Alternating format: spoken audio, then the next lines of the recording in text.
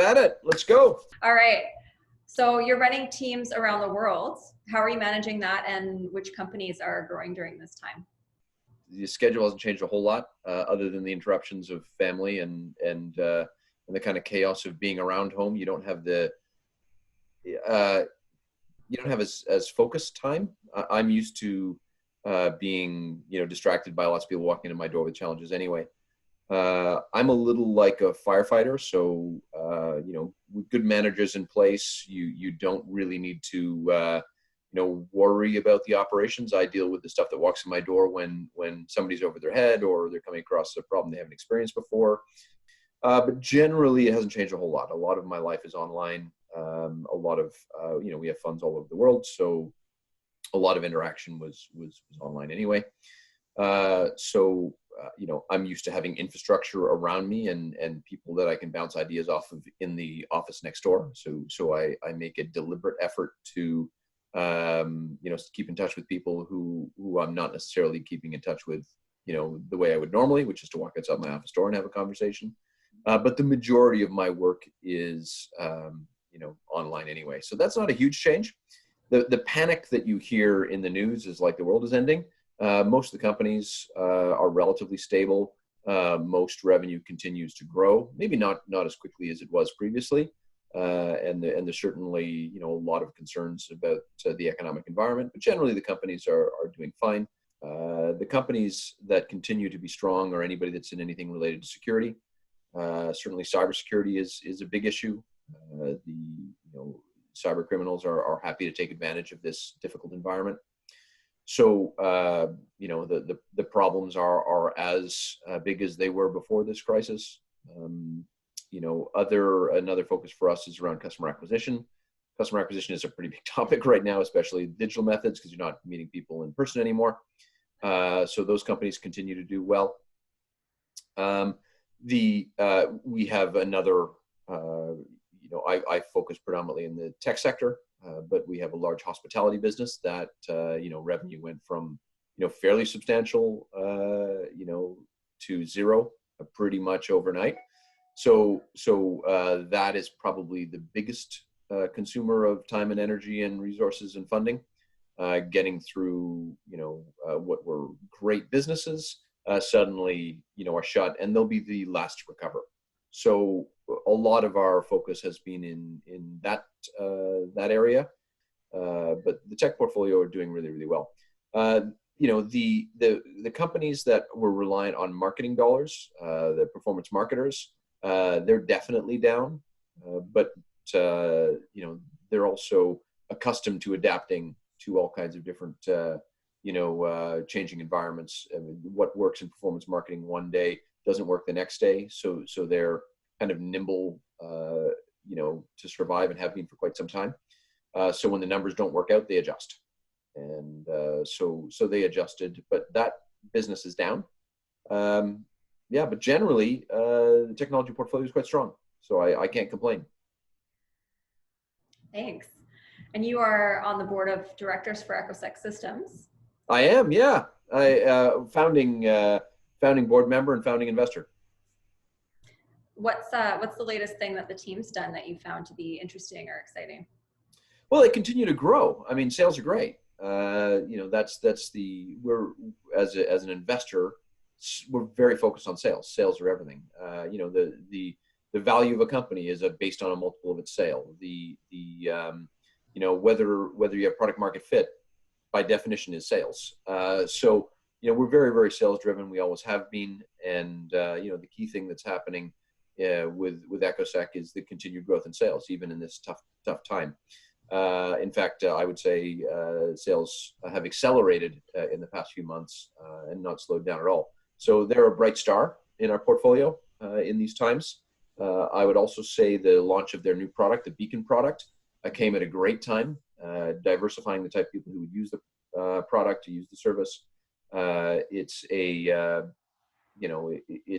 an amazing use of the technology they'd already produced. So they're able to do it quite quickly with an interesting data set.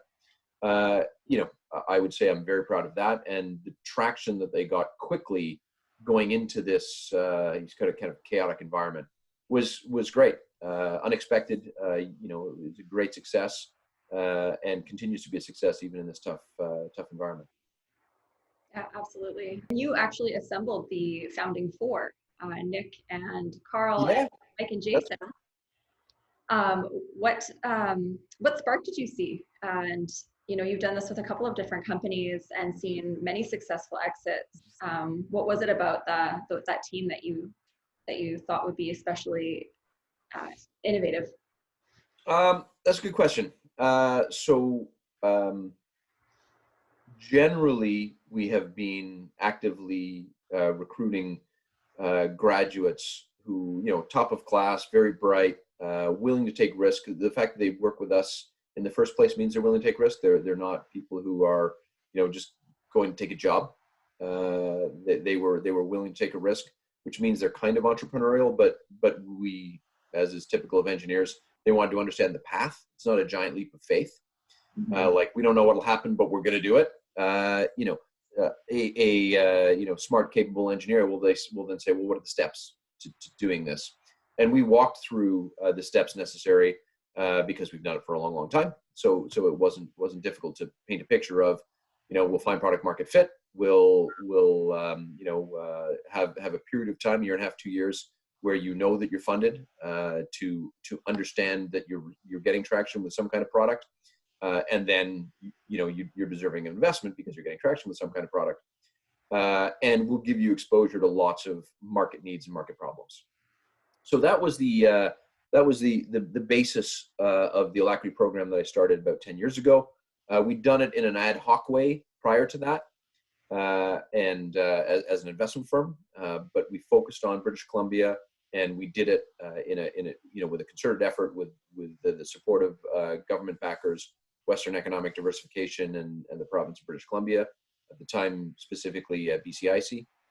And so I was actively recruiting grads to come into a program to create companies.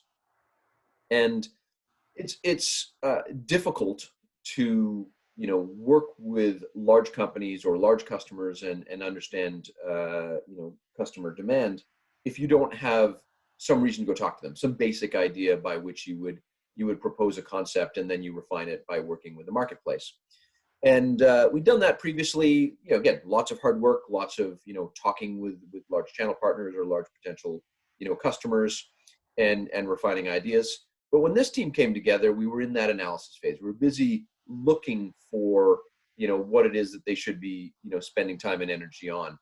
And at that same time, Carl Swaney, the CEO, approached me looking for funding for his company. And I started asking lots of questions and said, typically, we don't invest in existing companies. We like to create companies from scratch. And he basically said, well, I've done this off the side of my desk. We're just creating the company, and I don't even have an R&D team. I have part-time help from a previous company that I'd founded. And I said, well, oddly enough, I have a team of people that you can talk to who are really great engineers who are busy evaluating different projects to work on. So I put the two of them together and said, you want our funding, then we're here in the beginning. We're founders with you. This team of great engineers are founders, and we'll do the analysis together, and we'll determine product market fit, and we'll come into the program. So Carl took a little bit of a leap of faith working with us as founders when he'd already sort of established a concept and built a prototype. But we brought a huge amount to the table. We brought a great R&D team, access to customers. I think specifically said, I really want access to a general, and I got one on the phone, in I don't know, I think less than a day, to help him evaluate his business and the opportunity for it. And so that's what kicked it off. So, Carl approached me for funding. He was at a very, very early stage. We had a great group of engineers who were talented and entrepreneurial, who are still critical part of the Echosec team. So what was the spark? Well, Carl was driven. He really wanted to pursue this exciting opportunity. And I had a team of people who were evaluating opportunities. And when we brought it to our market, our customers and partners that we work with, they seemed enthusiastic about it. the kind of investment decision on our part with respect to pursuing this idea was fairly quick. We did a quick demo. We said, this is what it does. This is the prototype. This is what the team are going to be working on. Do you agree it's an exciting area? And it was less than half an hour later before I had my team's support. So yeah, it wasn't difficult. And it even though it was a little bit different, someone coming to us with an idea of a company that sort of already existed, it wasn't difficult for us to make a commitment and morph that into what we normally do, which is starting a company from scratch. Which is very difficult, typically 8 to 10 years to any kind of successful exit in our model, but hugely beneficial to the economy around us, where we're actively creating companies and generating companies that wouldn't have existed otherwise. So we're happy to do it, even though it takes a long time and it's a lot of investment. So far, certainly with Echosec, it's worked very, very well. And the majority of the companies that we've worked with, it has been very successful. Oh, fantastic. Last but not least, this is the most important question of all. All right. So we've been as a team enjoying a Zoom Friday happy hour. Yeah. And Echosec's drink is a classic old fashioned. Now, okay. What type of bourbon should we be using? Well, you've hit upon one of my favorite areas. I have very strong opinions about bourbon. I'm glad I asked. So it depends what you're doing. If you're drinking bourbon neat, I'm a big fan of Blanton's. Blanton's is a really remarkable bourbon, easiest to drink. We've had multiple competitions internally within a tasters union that we have set up, and the one that wins repeatedly is Blanton's. In fact, it's the standard by which other people bring their bourbon in to try and compete with. It's not a cheap bourbon. But it is very, very good. I would say the nearest competitor, which is substantially lower cost, but actually is a very good bourbon, is the Eagle Very Rare. I'm gonna get that. Do I have that right? Yeah, I'm upset now. I have to look it up. But that's very good. Booker's is also good. Depends what you're doing to it. I make Paper Planes, which also is a bourbon-based drink, which are dangerously good. And I won't use a neat bourbon like Blanton's in that. Eagle Very Rare is a good one.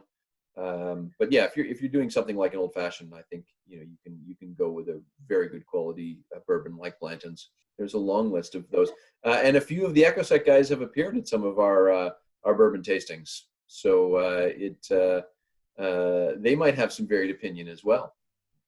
Oh, great! I'll have to ask them as well. Thanks. I'll have to look up what's in a Paper Plane as well. I've never heard of that drink. Paper Plane's easy. There's 4 easy ingredients. And I'll remind you, it's a very, very dangerous cocktail. It's Amaro. It is Aperol, bourbon, and lemon in equal parts. Oh, that sounds good. A quarter of each of those: Amaro, Aperol, bourbon, and lemon juice. And very, very dangerous because it's really easy to drink and really strong. But 3 of the 4 ingredients are alcohol. So but anyway, excellent cocktail. One of my favorite bourbon-based drinks. Great. All right. Well, thanks, Owen. It was so nice to meet you, and hopefully we'll be able to chat soon. Okay. Thanks so much. Okay. Thanks.